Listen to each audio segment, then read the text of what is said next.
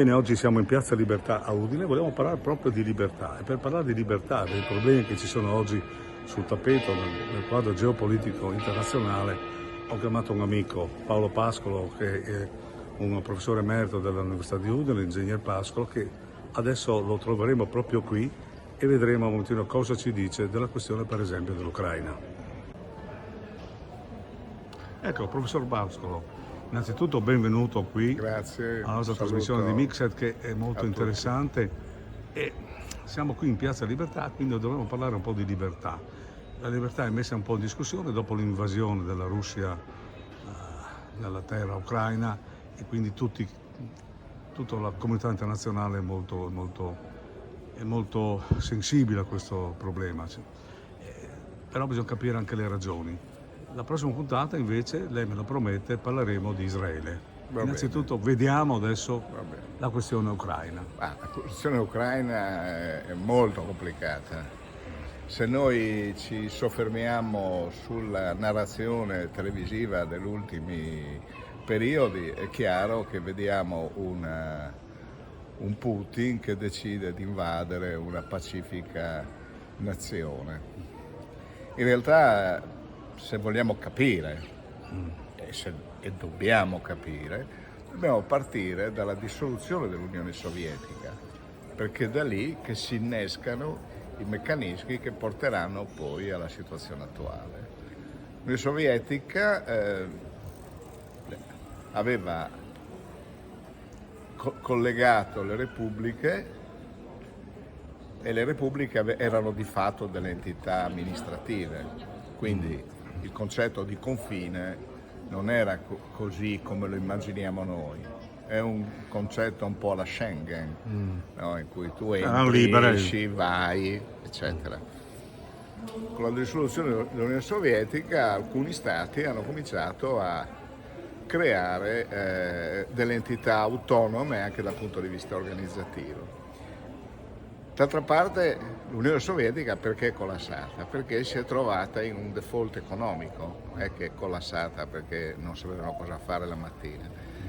E quindi il default economico ha comportato l'introduzione di capitali stranieri in tutta l'area delle repubbliche ex sovietiche. E capitali stranieri vuol dire che i governanti hanno cambiato un po' anche il mestiere, il modo di esatto, che i classici oligarchi i classici oligarchi si formano, ricevono del denaro, quindi sono arricchiti e hanno preso anche il potere e prendono ovviamente il potere, perché per fare campagna elettorale bisogna di avere un po' di pathos, come che si dice sparfurlare, esatto. Una sacchetta, ecco, e quindi si mettono insieme degli oligarchi, ma che non sono solo in Russia, sono in tutta l'ex Repubblica Sovietica. Ecco, in particolare Ucraina compresa, ma in particolare l'Ucraina era interessante perché era politicamente spezzata in due. Se noi andiamo a guardare, e consiglio gli ascoltatori di andare anche su internet semplicemente, senza grandi questioni, andare a vedere le mappe elettorali degli ultimi 20 anni dell'Ucraina e noi vediamo una spaccatura netta tra la parte, chiamiamola ovest, no? Kiev, Leopoli, eccetera, e la parte est, quindi Zaporizia, Donetsk, eccetera, e Crimea, no? Che sono tutti russi, ma non solo filorussi, proprio sono russi, no? Di etnia, e poi a parte qua un po' di tatari, eccetera, ma mediamente sono russi. E quindi si sono trovati in grosse difficoltà ad avere un governo che pian piano si è spostato su posizioni. Tra parentesi aveva anche le basi militari importanti, per cui anche... Certo, quello ci arriviamo dopo. No? Quindi lo spostare il baricentro dell'Ucraina verso l'Europa e in particolare verso gli Stati Uniti a una parte degli ucraini, no? Qua, diciamo quelli di matrice russa, di fede ortodossa, tutto quello che vogliamo, che fanno riferimento al patriarcato di Mosca e non al patriarcato di Costantinopoli, e ovviamente non andava bene. A questo si è innescato un meccanismo complicato ed è il non rispetto degli accordi di Minsk. Gli accordi di Minsk semplicemente dicevano che ci sono due entità, una chiamiamola filo russa e una filo occidentale. Facciamo due aree autonome, Un po' come la Germania divisa in due. un po' come la sì, Germania, no. oppure no, anche come la Svizzera, no? Facciamo delle entità svizzere, Sì, no? E se nell'Ucraina la parte filorussa viene trattata come viene trattato sul Tirolo in Italia, la cosa si chiudeva lì e la buonanotte. cosa si chiudeva lì. Tant'è che appunto lo stesso Mattarella nel 2017 incontrando Putin si complimentava con Putin dicendo forse gli accordi di Minsk chiudono la partita. Ma in questo periodo sono successe varie cose, per esempio la lingua russa è stata bandita. Anche lì non sono solo farina, basta cercare sui siti, anche, Praticamente una serie di, anche su Wikipedia, che non è sicuramente una serie di questioni che comunque i russi hanno trovato sì, ma i non russi, ma conformi. soprattutto gli abitanti, no? Cioè io, come si Furlan, se domani mi arrivi in qua no, e mi obblighi a fare la Slovenia, Ecco, fatto sta che comunque siamo arrivati a un punto di non ritorno. E siamo arrivati a un punto di non ritorno. Perché è molto difficile che la guerra termini in poco tempo. No, perché se la comunità internazionale, l'ONU assente naturalmente, come L'ONU il suo mi pare mestiere, che no? sta facendo come la Società delle Nazioni prima Niente, assolutamente della guerra niente, mondiale. no?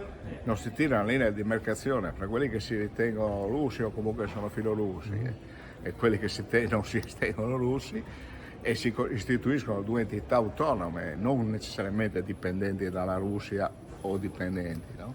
Dall'Occidente. Certo che questo ha un due riverbero entità. non solo economico ma geopolitico che cambiano un po' le carte in tavolo dell'accordo di Yalta. Certo, ma lì sai, quando una nazione appunto come era l'Unione Sovietica è saltata per aria, si è dissolta, tutti quelli che hanno capacità, chiamiamolo, di penetrazione, io mi riferisco solo agli Stati Uniti, ma mi riferisco a tutti i paesi che hanno una proiezione verso l'esterno. Ecco, facciamo così, vanno lì a fare. cerchiamo di anticipare un po' la prossima puntata.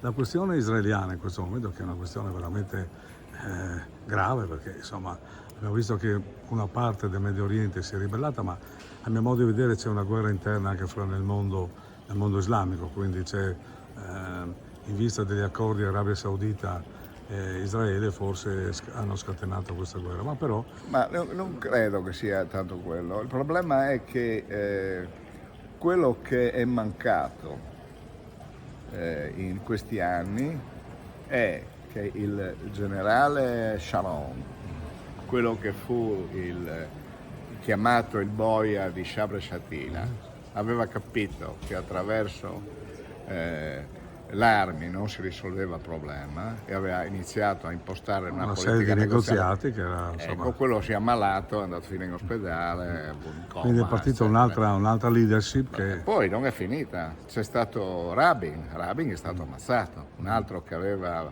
intravisto un'ipotesi di pace equilibrata, no?